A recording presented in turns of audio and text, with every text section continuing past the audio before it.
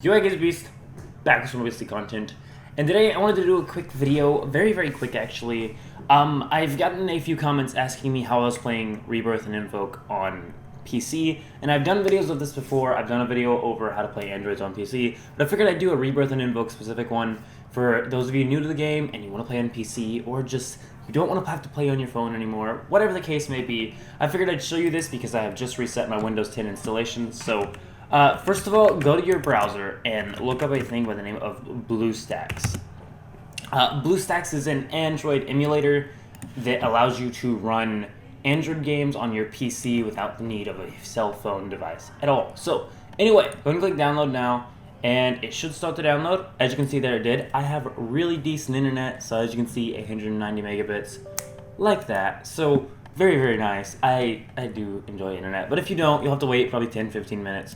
It depends on your internet, of course. Now, I always click custom installation just so I can change the install folder, but I want to leave it on my SSD, even though, as you can see here, I have two drives. I have disk C and stuff E. Disk C is an SSD, stuff E is just my larger terabyte hard drive. I need to actually upgrade storage. Anyway, I'm going to leave it on SSD because installing it to SSD does cause it to load a lot faster, and I want it loading as fast as possible because I record off of it.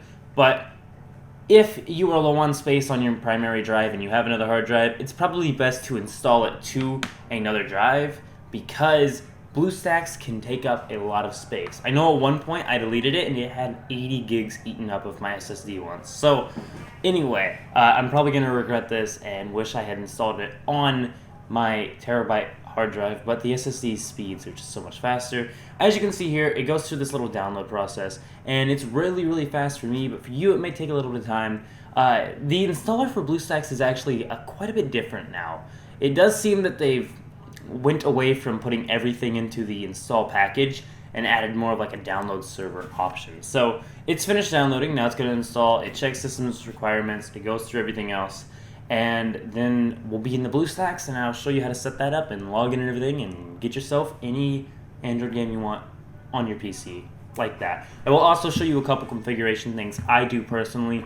If you have a more powerful PC, you will want to be copying what I'm doing, but if you have a lower bold PC, maybe do the reverse of what I'm doing, and I'll show you what we're looking at here when I'm saying powerful. So I have a 2200G. I want to upgrade this to a Ryzen 5 soon, but that's not part of the issue here. And a 980 Ti right now. So 16 gigs of RAM, decent quad core, and a decent GPU. That's what we're currently dealing with here. And I say decent. My 980 Ti used to be one of the best. I still think it's quite a good card. Anyway, let's get right into this. Still installing here, so I guess I'll be back in, I don't know, 2 seconds. Alrighty, so the installer is finished. We're just waiting for it to load for the first time. Starting BlueStack, please wait. First boot may take up to 2 to 3 minutes, depending on your PC's performance. After this, I'm really just going to show you a couple tweaks I always do on my BlueStacks. I'm not going to get into rooting BlueStacks or BlueStacks tweaker or anything. However, if you really do want a video over rooting BlueStacks, do let me know because I do know how to do that, and I can do relatively up. As you can see here, that would have taken 3 minutes on a hard drive. That took a whole 2 seconds on my SSD. Anyway, I'll be back once I sign into Google Play. Click it, it will check info, and then it'll be like, okay, here, sign into your stuff, and just sign into your Google account. Accept. Now, Play Store's here. A couple other things are here. Now let's get right on into this. I'm going to be showing Rebirth first of all. I always think if you're going to install both versions, install Rebirth first from the Play Store, because installing from the Play Store for Invoke is just, I think we're doing some sort of update to the Play. Okay, yeah, the Play Store's completely different looking now, I think. So I think that's what was up there. So go Tokyo Ghoul. Probably have to scroll for, no, not bad. Okay, awesome. Install. It still is relatively high in rankings when it comes to Tokyo Ghoul, but it's just kind of sad that it's not, the first thing that shows. But anyway, I suppose it's a good thing that the anime and everything shows before we get... Ooh, what's this? Oh, okay. I'm ready for Tokyo Ghoul S to have its American release so I can watch that. Anyway, Dark War. No one wants that. Anyway, this is installing. While it's installing, we're showing you... App Loader may not be loading on my current settings, and that may require me to go in here and have to change them now. For dedicated, it's only using OpenGL, medium, 2 cores. I'm gonna set that to custom.